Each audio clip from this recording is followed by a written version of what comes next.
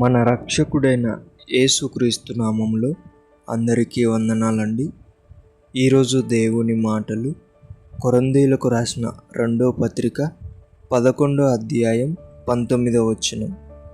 మీరు వివేకులయుండి సంతోషముతో అవివేకులను సహించుచున్నారు. ప్రియ దేవుని బిడ్డలారా, దేవుడు మనల్ని ప్రేమించి దేవుడు మనల్ని చెంత చేర్చుకుని మనల్ని వివేకులుగా తయారు చేసినప్పుడు మన ఎదుట అజ్ఞానులు కానీ అవివేకులు కానీ కనబడినప్పుడు వారితో పోట్లాడకూడదు, వారితో తర్కములు పెట్టుకోకూడదు, ఎటువంటి భేదాలు పెట్టుకోకూడదు. వారిని చూసినప్పుడు మనం సంతోషముతో ఖచ్చితంగా మనం ఏం చేయాలా?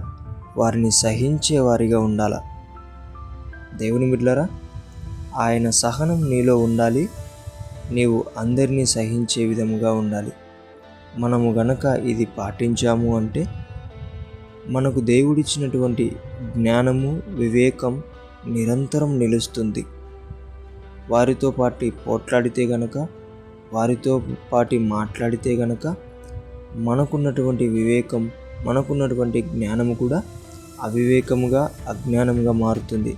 కాబట్టి దేవుని బిడ్డలారా, దేవుడిచ్చినటువంటి జ్ఞానమును, వివేకమును కాపాడుకుంటూ అందరినీ సంతోషంతో సహించే బిడ్డలుగా యేసయ్య నామాన్ని మహిమపరుస్తారని కోరుకుంటూ దేవుడు ఈ మాటలను మన వినికిడిలో దీవించునుగాక.